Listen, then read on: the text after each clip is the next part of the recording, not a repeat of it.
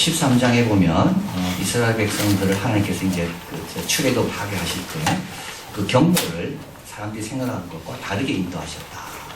그래서 이스라엘 백성들은 가나안 땅으로 가려면 가까운 길이 있는데 왜 하나님께서 우리를 저희로 가게 하셨는가. 그래서 참 그게 의아했을 겁니다. 속으로 참 뭐 왜 이러시는가 막 그런 마음을 갖고 이제 갔을 겁니다. 왜냐하면 아직도 그 백성들은 두려움이 많고 그렇기 때문에 그 길로 가다가는 다시 돌아가려는 마음이 들어서 그렇다는 거죠. 그 13장에 보면 숫곳에 발행하여 광야 끝 에담 장막에 이제 치게 됩니다. 그 14장 2절 한번 읽어볼까요? 이스라엘 자손을 명하여 돌쳐서 바다와 믹돌 사이 아이 앞 비하 기롯 앞 바닷가에 장막을 치게 하라. 지도를 한번 보시죠. 지도를 보시면 지도를 가만히 보면 우리 이제 이사야서를 잘 공부하신 분은 여기에 이제 용어들이 잘 나옵니다. 동서남북표가 왼쪽 끝에 있죠. 거기 보면 노시라고 해서 노 멤피스 그래서 노비입니다. 그리고 그 위에 올라가면 온이라고 있죠. 온은 어디냐면 장망성입니다. 예, 그래서 이사야서 19장에 보면 5 고을에 있는 사람들이 이스라엘 백성도 있었고 거기 가서 이제 가나안 방언을 배웠다 그랬는데 그 중에 하나가 장망성이다 하는데 이 장망성이 이 온입니다. 온. 그리고 노업은 어디냐면 노업과 소안의 방백들이 어리석어졌다 그랬는데 이 노업이 어디냐면 이 멤피스인데 이 노업이 여기 나일강이 쭉 흘러가는 여기 있죠. 아주 중요한 자리에 있습니다. 그리고 이제 멤피스 소안은 어디냐면 람셋이라는 그 소안 그 1번 있죠. 1번. 거기가 이제 소안입니다. 그래서 애굽의 중요한 도시들은 어디냐면 노업이고 온이고 람셋. 여기에 이제 똑똑한 사람들이 다 모여서 이제 다스리고 있는 거죠. 근데 원래 이제 람셋은 그렇게 좋은 곳은 아니었는데 이 고센 지역에 있는 한 도시였는데 요셉이 이쪽으로 땅을 얻으라 해서 이스라엘 백성 여기 머물러 있었고 이제 람셋이라는 왕이 다스리게 되면서 이쪽이 좋다는 걸 알게 되고 여기를 이제 개발을 하게 돼서 이스라엘 백성들이 이 람셋에 거하면서 고통을 많이 당한 곳이 여기입니다. 여기서 출발하는 거죠. 그래서 람셋 출발해서 바로 해변가 타고 쭉 올라가면 가자가 나오고 바로 예루살렘이 나오거든요. 이게 뭐냐 블레셋 길입니다. 빨리 가는 길입니다. 근데 하나님은 그리 가지 않고 해변가로 가게 하지 않고 밑으로 내려오게 하죠. 아마 이스라엘 백성들은 아마 아주 의아했을 겁니다. 이 저리 빠른 길이 두고 왜 하나님께서 밑으로 내려오게 하시나. 자, 그래서 쭉 밑으로 내려옵니다. 쭉 내려오다 보니까 이제 어디로 갔냐면 숫곳에서 머물렀고요. 그래서 첫 번째 섰던 곳이 숫곳입니다. 숫곳에서 이제 조금 지나서 이제 어디로 가야 되는가 하면 숫곳에서 이 오른쪽으로 딱 꺾으면 어떻게 됩니까? 광야로 해서 갈 수 있는 길인데 하나님은 거기서 방향을 완전히 돌친다는 말은 방향을 확 돌리는 겁니다. 어디로 돌립니까? 밑으로 돌립니다. 밑으로 돌려서 어디로 이끄냐 하면 3번으로 바닷가로 이끄는 겁니다. 이 바다 건너는 게 얼마나 어렵겠어요? 차라리 2번에서 건너가는 게 훨씬 쉽잖아요. 2번에서 그냥 육지로 건너가서 어딥니까? 수르 광야를 통해가지고 가나안 땅으로 들어가면 금방 되는데 하나님은 1번에서 2번까지 그 2번에서 또 어디로 갑니까? 이들의 방향은 그래서 이쪽은 방향이 지금 거꾸로 방향인 겁니다. 그래서 하나님께서 2번에서 어디로 가요? 3번으로 가게 하시고 여기에 진을 치게 하는 겁니다. 그러니까 이제 이스라엘 백성은 마음이 점점 다치기 시작합니다. 자, 1번에서도 다쳤습니다. 그죠? 2번에서 3번으로 올 때 이때는 완전히 어떻게 됩니까? 이제 불평이 이제 막 쌓이기 시작하는 거죠. 언제 저까지 가냐는 거죠. 근데 실제는 어디로 가야 돼요, 지금? 3번에서. 8번까지 가야 돼요. 시나이 반도까지, 시내산까지 가야 됩니다. 여기에서 율법을 받고, 여기서 모세가 하나님을 만난 곳이거든요. 여기서 이제 가나안 땅 가야 됩니다. 여러분, 너무 신앙생활 하면서 지금 너무 힘들어하지 마세요. 아직 많이 남았어요. 지금 조금 온 거 가지고, 신앙생활, 아직 멀었습니다. 아직 시내산도 안 왔습니다. 시내산에 왔다가 여기서 한 1년 정도 있다가 올라가다가 어떻게 되죠? 하나님 앞에 책망을 듣고 38년 방황합니다. 그러니까 길게 들어봐야 돼. 길게. 그래서 지금 1번에서 출발해서 2번으로 와서 이제 3번으로 온 겁니다. 이제 3번에 와서 진치고 있는데 여기는 어떤 곳입니까? 바로가 보기에는 제일 어리석은 곳입니다. 저긴 도망갈 곳이 없습니다. 그래서 이제 오늘 본문에 보면 바로가 착각하는 거죠.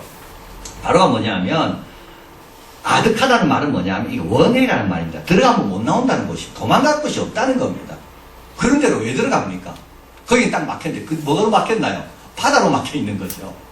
그래서 이제 저 길은 한 길이고, 그래서 치러 오면 도망갈 곳을 퇴로를 만들어 놓고 쉬어야 되는데 퇴로를 만들어 놓지 않고 거기서 짐치고 있는 겁니다.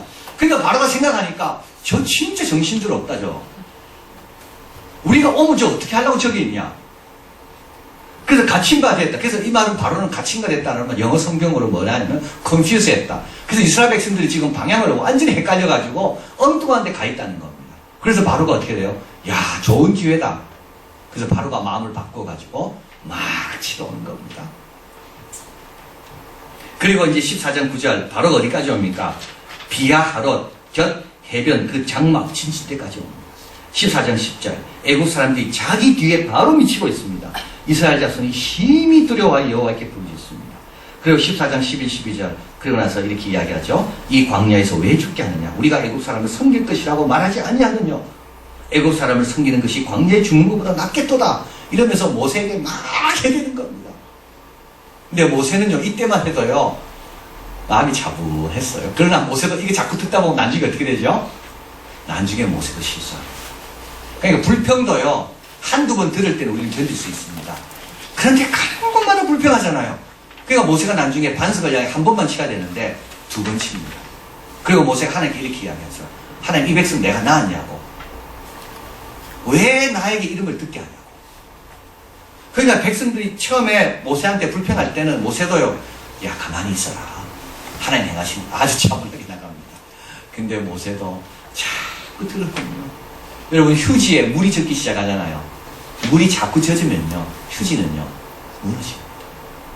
모세도 이제 시작하는 거죠. 그래서 지금 이제 숫곳에서 나와서 비아히롯에 머물렀습니다. 이제 거기서부터 이제 어떻게 됩니까? 실질적인 신앙생활이 시작되는 겁니다. 여기서부터는 뭐가 나올까요? 불평도 나오고, 불평도 들어오고, 실질적인 신앙생활이 시작됩니다. 모세가 뭐라 얘기합니까? 두려워 말고 가만히 서서 오늘날 너희를 위해 행하시는 구원을 보라. 너희가 본 애국 사람은 또다시 영원히 보지 못하리라. 여호와께서 너희를 위하여 싸우시니 너희는 가만히 있어. 이 가만히 있다는 말은 뭐죠? 조용하라는 뜻도 있고요. 또 한 가지는요, 도망치지 말라는 거예요. 굉장히 중요한 거예요. 왜 도망치면 안 됩니까? 하나님이 행하시는 걸 보려면요, 그 자리에 있어요. 굉장히 중요한 거예요. 우리는 다 도망칩니다. 이까지 온 것만도 내가 잘한 거다, 이렇게 생각하죠. 내가 떠날 때부터 알았다는 거예요. 출발할 때부터 하나님께서 왜 블레셋 사람이 길로 인도 안 하시고, 왜 우리를 이상한 길로 인도하시고, 그리고 나중에는 이 막다른 골목으로 누가 봐도 저리 가면 안 되는데 그를 인도하셔서 애국 사람이 쫓아와서 죽게 했는가. 그래서 나는 항복한다, 나는 돌아간다. 그랬다면 홍해가 갈라지는 것을 볼 수가 없었다. 가만히 있어. 이 말은 뭐죠? 그 자리에 그냥 있으라. 침묵하라는 뜻도 있지만 여기는 뭐라고요? 그냥 지켜봐라. 경솔하게 결정하지 말고 한번 하나님께서 어떻게 행하시는지 한번 지켜봐라. 자, 그리고 이제 하나님 행하십니다. 14장 19, 20절 하나님의 사자가 옮겨 뒤로 행합니다. 구름 기둥이 앞에 있다가 뒤로 갑니다. 구름 기둥은 이거는 뭡니까? 낮에 오는 거예요. 낮에. 그래서 낮에 태양빛을 이렇게 막아주기 위한 구름 기둥입니다. 그렇기 때문에 이건 어둡습니다. 그늘이 지게 하거든요. 근데 지금은 밤입니다. 그러니까 이 밤인데 구름 기둥이 몰려가니까 그것은요, 깜깜한 밤입니다. 그래서 구름과 흑암이 있고, 이 편 밤에는 광명함으로 밤새도록 저편이 이 편에 가까이 하지 못하였더라. 14장 12, 22절 큰 동풍으로 밤새도록 바닷물을 물러가게 하시니 물이 갈라지고, 이 바람이 얼마나 강한지. 바다가 뭐로 바뀌었습니까? 마른 땅. 여러분 그저 머리 감고 드라이 하잖아요. 바람으로 머리를 말리죠. 이제 뭐 이 바람으로 바다에 있는 바닥을 다 말린 겁니다. 그래서 어떻게 됩니까? 마른 땅이 된 겁니다. 그러니까 큰 바람이 와서 바다를 가르고, 그리고 그뿐만 아니라 그 바람이 이스라엘 백성이 건너가기 좋도록, 잘 건너갈 수 있도록 이 습기를 다 바다 다 제거하고, 그래서 어떻게 됩니까? 마른 땅처럼 이스라엘 백성이 건너게 됩니다. 그리고 이제 14절, 이제 이걸 마른 땅이니까 애굽 사람도 쫓아오겠죠. 그래서 그 군대를 보시고 어지럽게 하십니다. 어떻게 하냐면 진흙에 빠지는 게 아니라, 진흙은 아니 없습니다. 이건 이미 말랐기 때문에 병거의 바퀴를 하나님께서 빠지게 하십니다. 그래서 어떻게 됩니까? 달리기에 건너하게 하십니다. 이스라엘 백성이 다 건넌 다음에 14장 28절, 물이 다시 흘러 병거들과 기병들을 덮쳐서 그 뒤를 쫓아 바다에 들어간 바로의 군대를 다 덮고 하나도 남기지 아니하였습니다. 14장 30절, 그날에 여호와께서 이같이 이스라엘을 애굽의 사람의 손에서 구원하심에 이스라엘이 바닷가의 애굽 사람의 시체를 보았더라. 14장 30절 읽어봅니다. 이스라엘이 여호와께서 애굽 사람에게 베푸신 큰 일을 보았으므로 백성이 여호와를 경외하며 여호와와 그 종 모세를 믿었더라. 이제 홍해기 유명한 홍해 사건입니다. 신구약에 너무 자주 언급되는 사건이고요. 가나안 족속에는 두려움이 되었고 이스라엘에게는 찬양과 승리의 역사가 되었습니다. 또 회개하지 않는 자 바로 같은 경우입니다. 바로 같은 사람은 회개하지 않으면 어떻게 됩니까? 하나님께서 기회를 주셨는데도 끝까지 놓지 못하는 것, 멸망을 당하게 되고요. 또 세례와 새롭게 됨을 의미하기도 합니다. 그래서 홍해를 건너면서 이스라엘 백성은 비로소 여호와를 향한 노래를 부르기 시작합니다. 그전에는 뭔지 몰랐습니다. 10가지 제약이 있지만 너무 얼떨결에 당했습니다. 그리고 급하게 나와야 되니까 이게 뭔지 몰랐어요. 그러나 이번 홍해 사건을 통해서 이스라엘 백성은 하나님이 누군지 확실하게 알게 됩니다. 구원의 하나님이구나. 바닷물을 가르시는 하나님. 그리고 구름을 이동시키셔서 우리를 다 지키시는 우리 하나님입니다. 그래서 이 이스라엘 백성에게 그러니까 홍해를 건너 물을 건너면서 이들은 완전히 새로운 자가 되게 한 사건이 바로 이제 홍해 사건이다. 이것이 이제 이렇게 일어난 겁니다. 가만히 있어야 됩니다. 네, 가만히 있어야 됩니다. 우리 하나님께서 내 생각과 다르게 인도하실 때 어떻게 돼요? 잘 따라가야 됩니다. 네, 이게 어려운 거지. 다 이렇게 어려운 거예요. 자, 교훈은 뭡니까? 계속 앞으로 나가야 됩니다. 14장 10을 읽어봅니다. 여호와께서 모세에게 이르시되 너는 어찌하여 내게 부르짖냐? 이스라엘 자손을 명하여 앞으로 나가게 하고 계속 출발했으면요 그 길로 가야 됩니다. 틀면 안 됩니다. 다른 쪽으로 틀면 안 됩니다. 바다가 있다고 틀면 안 됩니다. 내 생각과 다르다고 틀면 안 됩니다. 계속 앞으로 나가는 것밖에 없습니다. 사도 바울은 위에서 부르신 부름의 상을 향해서 계속 앞으로 나가는 겁니다. 사도 바울을 버린 사람도 있고 사도 바울을 오해하는 사람도 있고 시기하는 사람도 있고, 그런데도 사도 바울은요 계속 앞으로 나갈 뿐입니다. 신앙생활은 그렇습니다. 계속 앞으로 나갈 뿐입니다. 내가 부족한 것도 있고 잘못한 것도 있습니다. 상처도 있습니다. 남은 잘 안 따라줄 수도 있습니다. 그래도요 우리는 계속 앞으로 나갈 뿐입니다. 그래야지 뭘 경험합니까? 홍해가 갈라짐을 경험합니다. 뒤에 뭐가 있다고 계속 뒤를 쳐다보고 앞에 장애가 있다고 계속 고민만 하고 있어가지고는 홍해 갈라지는 사건을 경험할 수가 없어요. 뒤는요 하나님이 알아서 하잖아요. 구름이 뒤로 가고 사자가 뒤로 가고 내가 실수한 거 하나님이 다 해결하십니다. 내가 잘못한 것도 하나님이 다 알아서 해결하십니다. 그걸 하나님께 맡겨야 됩니다. 내가 당했던 것도 다 과거는 뒤로는 누가 갑니까? 내가 가는 게 아닙니다. 뒤로는 내가 가는 게 아니라 누가 간다고요? 여호와의 구름이 가는 겁니다. 내가 해결하지 못해요. 그거 잡고 있으면요 우리는 그 자리에 머물러 있습니다. 홍해를 못 봅니다. 뒤는 맡겨야 돼요. 앞도 맡겨야 돼요. 하나님 앞에. 이 바다 건너가면 어떻게 될까? 이 바다 앞에서 어떻게 될까? 다 하나님께서 아시고 모세에게 미리 말씀하시고 왜 너는 가만히 있냐고 앞으로 가요. 여러분 앞으로 가야 됩니다. 계속 우리는 앞으로 가는 수밖에 없습니다. 그게 해결입니다. 바로처럼 마음이 바뀌면 안 됩니다. 바로는 장자를 잃었을 때 완전히 겸손해졌거든요. 그래서 나를 위해 축복해달라 그랬습니다. 그러고 난 다음에요 백성들이 헤매는 것 같으니까 바로가 또 마음이 바뀐 거예요. 그리고 마음 바뀌면요 바로처럼 돼요. 처음에 가졌던 마음이 있죠. 그걸 붙들 줄 알아야 돼요. 바로가 처음 가졌던 마음 몇 번 기회가 있었거든요. 이때 바로가 그 마음을 그대로만 갖다면 좀 숨쉴라 하니까 또 바꾸잖아요. 또 숨쉴라 하니까 또 바꾸고 이번에도요. 백성들이 저기 이상한 땅에 갔다는 걸 들으니까 바로가 또 마음이 바뀌고, 그래서요, 이 아까운 것들 다 잃은 겁니다. 여러분, 마음 바꾸면 그냥 앞만 보고 주님 부르신 부름의 상만 바라보고 그냥 나가는 겁니다. 두 번째로는 이성적인 판단으로 안 됩니다. 바로의 판단은요, 하나님을 상대하는 데는 틀렸습니다. 이 바로는요, 아주 이성적인 판단입니다, 이게. 그래서 바로 그냥 판단한 게 아닙니다. 아마 이스라엘 백성이 빨리 갔다면 바로도 마음 안 바꿨을 거예요. 그런데 저 가는 걸 보니까 너무 한심한 방향으로 가는 겁니다. 그러니까 바로가요, 저거 우리가 금방 이기겠다. 하만이요, 모르드게가 전하지 않았잖아요. 하만은요, 모르드게 같은 사람을 금방 이길 줄 알았습니다. 중국인이요, 한국 금방 이길 것 같죠. 여러분, 약한 사람 금방 이길 것 같죠. 여러분, 하나님이 도우시면요, 절대 우리가 못 이깁니다. 정의와 바르게 쓰지 않으면 절대 못 이깁니다. 지금 바로는요, 이 생각이 틀린 게 아닙니다. 의논했을 겁니다. 저 백성들 다시 찾아오는 기회가 왔다. 왜냐하면 저희들 막다른 골목에 가 있다. 우리가 쫓아가면 금방 다시 찾아오고, 찾아와서 다시 누리고, 우리 잃었던 거 다시 회복하고. 이성 가지고 안 돼요.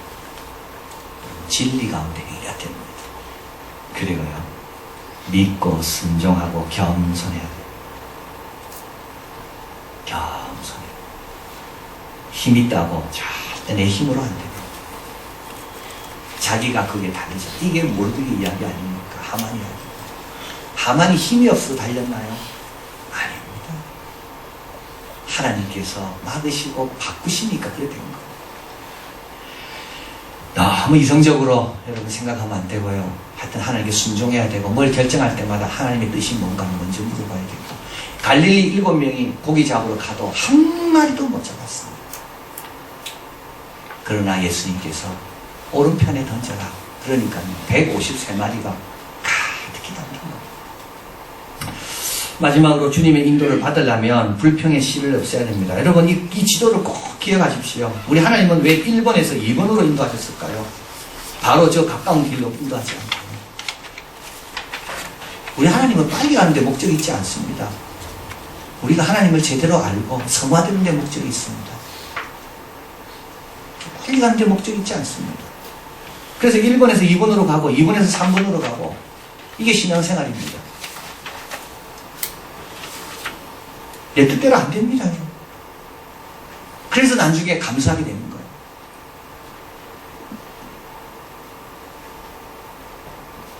어저께 이제 어저께는 아니에요. 그저께 어버이날이었지. 어버이날 깜빡이가 전화를 주더라고. 우리 어머니한테 못하고 바빠가지고. 네. 집에 오니까 9시더라고. 뭐 다른 걸로 바쁜 건 아니고. 네. 그래서 깜빡했어. 그래서 이제 월요일, 그 다음날 전화를 이제 드렸지. 전화를 드리면서 제가 오늘 선거 결과 예측 제대로 다 맞았습니다. 제 예측이 정확해요. 그래서 우리 어머니가 저한테 네가 무슨 예언자냐니까. 어머니, 이게 하나님 뜻이 조심해야 되지만 이래 될 겁니다. 이게 우리나라를 위해 제일 좋은 방법입니다. 이게 돼야지 우리나라가 삽니다. 모두가 사는 길입니다. 근데요, 제 예측대로. 그래서 제가 새벽 2시에도 깨서 또 확인하고, 역시 내 예측이 맞았다. 참, 여러분한테 제가 말씀하고 싶었지만, 네, 참았습니다. 네, 예측대로 됐습니다. 그래서 제 어머니한테 전화를 했어요. 그래서 어머니 전화하고 다른 이야기를 하다가, 저희 어머니가 그 말씀을 하더라고요. 자기가 오래 사니까, 하나님께서 여러 가지 축복을 해주시는데, 그 축복 중에 하나가 뭐냐면, 옛날에 뿌렸던 열매가 헛되지 않는다는 걸 안다는 거예요. 그래서 지난주에 어떤 분이 와서 서울에서 부산까지 와서 어머니한테 뭘 대접한다고 그리고 갔는데, 제가 어머니, 그분 나이가 몇 살입니까? 어머니한테 그렇게 고맙다고 인사를 온 분이 그때 75세가 그러더라고요. 그래서 제가 깨달은 게 있어요. 우리가 베푼 게요, 정말 고마운지를 알 때는요, 굉장히 인생을 많이 살아봐야 합니다. 그 전까지는요, 다 자기 힘으로 온 줄 알거든요. 그래서 우리는 어떨 때 보면 내가 수고한 게 헛되다고 생각할 때가 많습니다. 내가 기도해 준 것도 헛되고, 내가 이렇게 했는데도 다 헛되다고요. 근데 왜 그러냐면, 깨닫게 되는 날이 그만큼 오래 걸려야 깨닫게 되거든요. 자기 인생을 다 살아보고 75세가 되니까 그때 그 말씀, 그때 그 나를 위해 해준 게 정말 귀한 거를 그때 깨닫는 거라고. 근데 우리는 그 75년 동안은 못 기다리잖아요. 그래서 어떻게 됩니까? 내가 괜히 그랬나? 내가 괜히 그때 선을 베풀고 괜히 기도하고 내가 괜히 수고했나? 근데 그걸 언제 깨닫는다고요? 인생을 많이 살아봐야지 내한테 사랑을 받은 그 사람이 깨닫는다고요. 많은 경우는 우리가 그때까지 못 살면 모르고 주님 품에 가겠죠. 근데 하나님의 인도도 그렇습니다. 하나님의 인도도요, 오래 살아가야지 하는 겁니다. 우리 하나님께서 우리나라를 얼마나 사랑하는지도 오래 지나가야 아는 겁니다. 왜 하나님께서 1번에서 옆으로 안 가게 하시고, 왜 밑으로 2번으로 오게 하시고 3번으로 오게 하시고, 왜 코너에 모셨을까? 그거는요, 가만히 있어서 그 자리를 떠나지 않고 지켜봐야지 그 다음에 아는 겁니다. 근데 우리는요, 불평하기가 너무 쉽거든요. 그래서 제가 한번 생각해 봤어요. 왜 불평하는가? 세 가지 이유 때문에. 하나는 하나님을 향한 믿음이 없기 때문에. 어떤 믿음? 모든 것을 협력하여 선을 이루시는 그 믿음. 이 섭리의 믿음이 없기 때문에 우리는 어떤 믿음이 있는가 하면 기복의 믿음은 많습니다. 내 기도하는 대로 응답해 주신다는 그런 믿음 갖고만 살아가고 있어요. 그러나 안 되더라도 다 하나님 뜻대로 된다. 더 좋게 하신다. 이 섭리의 믿음. 이 섭리를 안 믿으니까 우리는 늘 불평하는 겁니다. 내 뜻대로 안 될 때요. 그래서 1번에서 2번으로 내려올 때 왜 2번입니까 하나님? 1번이 빠른데 섭리의 믿음을 못 믿는 사람은요 불평합니다. 두 번째로는요, 다른 수고하는 사람들을 생각하지 못하면 불평합니다. 모세를 한번 생각해 보십시오. 불평이 나오는가? 모세가 이런 형편에서 얼마나 힘들까를 생각해 보면 어떻게 모세 앞에 불평을 하겠어요? 근데 자기만 힘들다고 생각하거든요. 다른 힘든 사람을 생각 안 합니다. 불평하는 사람들은요, 자기보다 고생하는 사람 별로 생각 안 합니다. 자기가 제일 힘들고, 그러니까 불평합니다, 늘. 그리고 세 번째는요, 고난의 각오가 없기 때문에 그렇습니다. 고난하기로 각오가 된 사람은 뭐가 불평입니까, 이게? 오히려 이렇게 말해야 되죠. 애굽에 종살이 하다가 잘 사는 것보다 하나님 뜻대로 살다가 여기서 죽는 것이 영광이다. 이렇게 말할 수 있어야 되는 겁니다. 자, 애굽 사람이 옵니다. 그런데요, 좋다. 내가 하나님께 순종하다가 여기에서 애굽 사람에게 내가 죽는 거 얼마나 영광스러운가. 이렇게 말할 수 있어야 됩니다. 내장지가 없어서 우리를 죽게 합니까? 그거는요, 정말 하나님 백성다운 모습이 아닙니다. 히틀러가 영국을 공격하려고 할 때 영국 모든 사람들이 어디면 죽을까? 이때 처칠이 기합니다. 지금은 죽어도 좋은 날이다. 이런 날은 죽어도 영광스러운 날이다. 싸우다가 죽는 것처럼, 내 나라를 위해 싸우다가 죽는 것처럼 영광스러운 게 어딨냐? 그래서 처칠은 그들을 위로하려고 하지 않았답니다. 그들의 의견을 묻지도 않았대요. 오히려 우리가 일어나 바다에서든지 강에서든지 다 하늘에서든지 땅에서든지 우리는 이 나라를 위하여 싸울 것이다. 누가 불평할까요? 여러분, 고난이 없으면 누가 불평합니까? 다 행복하면 안 불평 안 합니다. 근데 고난이 있으니까 불평하고, 자기 생각대로 안 되니까 불평하고. 그런데 사실 그 기조는 뭘까요?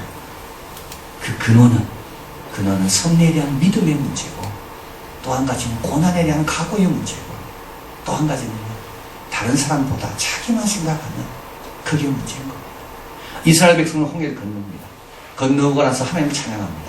그런데 이들은 이거를 해결하지 않습니다. 이거를 회개하지 않습니다. 이 씨를 덮어두고 그냥 기뻐할 뿐입니다. 그래서 결국은요, 곧 마라의 쓴물이 나올 때 불평합니다. 곧 10명의 정탐꾼의 보고를 듣고 곧 불평합니다.